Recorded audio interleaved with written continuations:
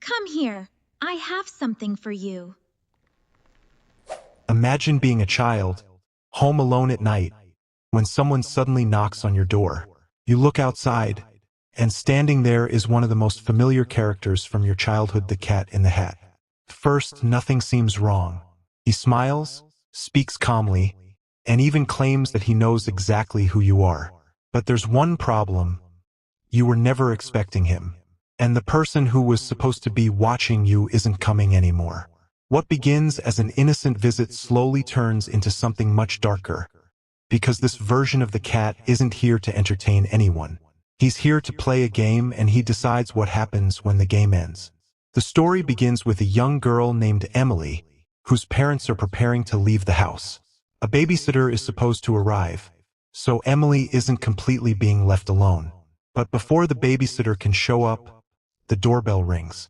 When Emily opens the door, she finds the Cat in the Hat standing outside.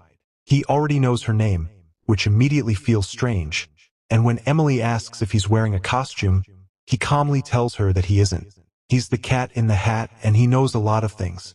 He claims that the babysitter had an accident and can't make it. Emily is hesitant because her parents warned her about strangers, but the cat doesn't need to force his way inside. He simply makes himself look safe enough for a child to trust. Once inside, the cat begins doing exactly what you'd expect from a character known for games and mischief. He entertains Emily, performs little tricks, and slowly makes the situation feel normal. That's what makes these early moments so important. The horror doesn't begin with screaming or violence. It begins with trust. Eventually, Emily agrees to play hide and seek.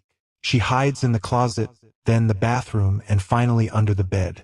But the cat isn't playing like a normal child would. Every hiding place seems to disappoint him. He wants her to hide better. And suddenly, the game doesn't feel like a game anymore. It feels like the cat is learning how his prey thinks. Emily gets another chance to choose a game, so she picks Simon Says. The cat happily agrees, but once again, he twists something innocent into something disturbing. He introduces a piñata and hands Emily a strange bat, telling her that it hits incredibly hard. Emily thinks she's playing another harmless game, but the sound that comes from the piñata tells us something is terribly wrong. When the covering finally comes off, Emily discovers the horrifying truth about what happened to her parents. The cat never came to babysit her. He came to turn her home into his hunting ground. From this point forward, Emily knows she is in danger. She tries to escape, but the cat treats everything like another round of his favorite game. Even when Emily manages to reach a phone and tries to call for help, the cat's supernatural abilities turn that possible escape into another toy. Now she has no way to contact anyone, no safe place to hide, and no idea what this creature is capable of. Then the cat gives her one final chance. A simple game of rock, paper, scissors. For Emily, winning could mean survival. For the cat, it's just another source of entertainment. The game reaches its final round, and Emily loses. But instead of ending the story there, the cat gives her what looks like one last opportunity to escape through a window. Emily takes it without thinking twice. And then comes the final moment. The cat turns toward the camera, leaving us with a disturbing message that makes the entire story feel different. Because Emily may have been his victim, but she wasn't the first. And she definitely wasn't going to be the last. And she definitely wasn't going to be the last. The story could have ended with Emily, her parents, and the cat's horrifying game. But the next episode makes one thing clear. This wasn't an isolated attack. A news report reveals that Emily and her parents have been found dead, while the babysitter is discovered several blocks away. The police believe a serial killer may be responsible, but they have no idea what they're actually dealing with. Because while they're looking for a human killer, the real threat is something that doesn't follow human rules.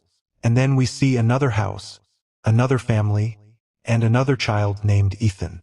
His mother is putting him to bed when he refuses to sleep until she checks under the bed. She does exactly that, but when she looks underneath, there's nothing there. Or at least that's what she thinks. Suddenly, the cat appears, and within seconds, Ethan's mother becomes his next victim. What's even more disturbing is what happens afterward. Instead of running away, Ethan is still willing to play with him. The cat takes advantage of how young and innocent he is and turns another harmless children's game into a hunting game. This time it's red light, green light. The cat slowly moves closer whenever Ethan isn't watching, striking strange poses and getting nearer with every moment. Ethan still doesn't understand what he's facing until his mother, barely able to move, crawls toward him and desperately tells him to run. That's the moment the cat drops the friendly act completely. He captures Ethan and brings out something even worse. Thing 1 and Thing 2. The two creatures join him as the family nightmare becomes even more horrifying. But Ethan gets one unexpected chance to escape. A strange spirit appears, opens a portal, and helps him get outside. For the first time, it looks like someone or something might actually be capable of fighting back against the cat. But the spirits don't just attack him. They reveal something that changes how we understand this creature. They suggest that the cat's power isn't completely his own. He becomes powerful because people believe in him, because attention gives him strength. And suddenly all those games start to make more sense. He doesn't simply want victims. He wants their fear, their attention, and their belief in what he is. The spirits try to stop him, and for a moment it looks like they might have finally succeeded. Ethan is even found alive, standing in the middle of the road. But the cat isn't finished. He survives, finds Ethan again, and makes sure his prey doesn't escape him twice. And that's when the story moves into its final chapter, where the same nightmare enters a completely different house. This time, the story feels familiar. We have Sally, Conrad, their mother, and a situation inspired by the classic Cat in the Hat story. First, everything seems almost normal. The kids are supposed to stay out of trouble while their mother prepares for an important party. But then they hear something upstairs. They investigate, and the cat is already there. The children run and hide, thinking they can stay safe if they find the right hiding place. But that's the problem with this cat. Hiding has never really worked. He keeps appearing where they least expect him, turning familiar scenes into something terrifying. The kids eventually become desperate enough to believe his lies, even when the evidence is right in front of them. They think they might still be dealing with some strange prank, but the longer the night continues, the harder that becomes to believe. Then the cat starts using the house itself like a trap. The television begins showing disturbing images, almost as if the screen is warning them about what's coming. One image shows a spider and flies, which may be more than just creepy decoration.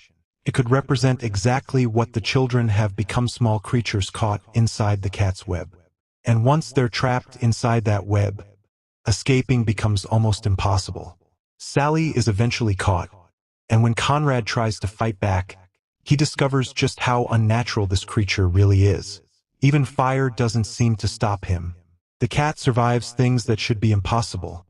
And by now the children aren't simply running from a strange character anymore.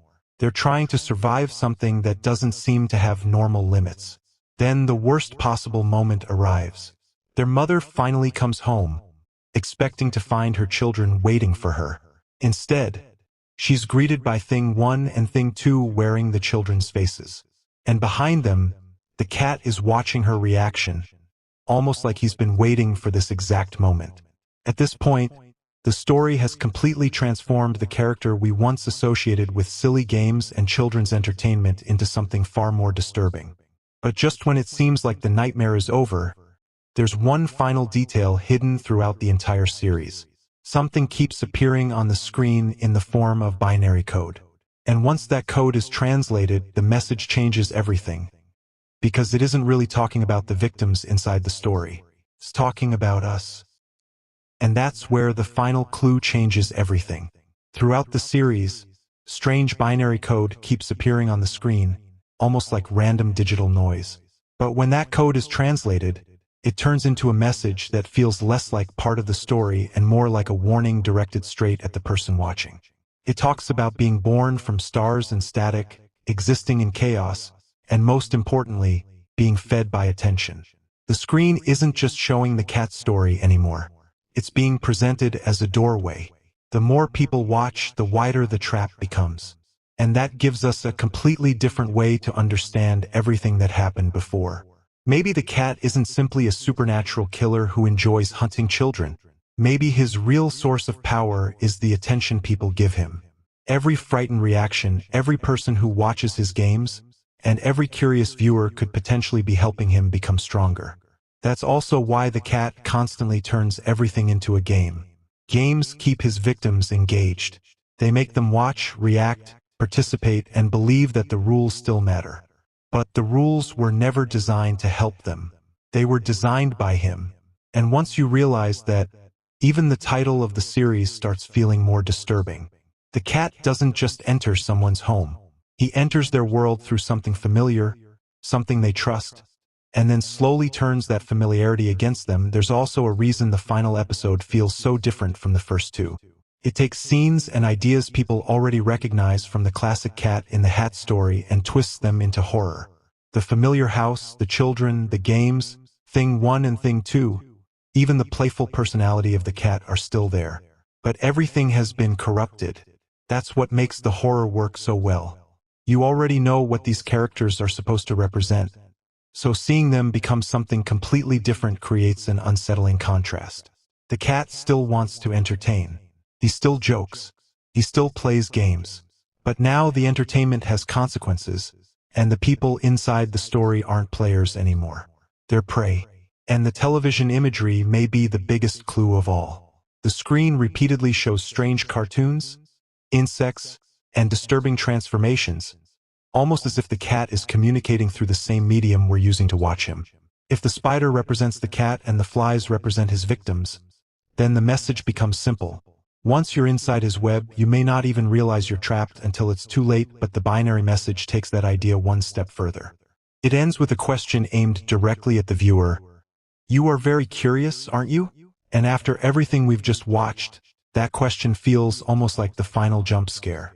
Because curiosity is exactly what brought us here. We clicked on the video because we wanted to see what this version of the cat looked like. We wanted to know what happened to the characters.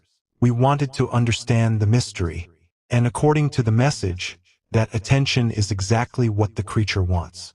Maybe that's the cleverest part of the entire series. The horror isn't only happening inside the fictional world. The story makes you wonder whether simply watching it is part of the story itself. And that's why this analog horror works beyond the violence or creepy imagery. It takes one of the most recognizable children's characters ever created and keeps his most familiar trait, his love of games, while changing the rules completely. The cat isn't scary because he stopped being the cat in the hat. He's scary because he's still the cat in the hat, just with nothing left that makes the game safe. And maybe the scariest part isn't that he found his way into those houses. Maybe it's that he found his way onto our screens. So the next time a familiar character appears on your screen and invites you to play, maybe the real question isn't whether you should accept. Maybe you should ask why he wanted you watching in the first place.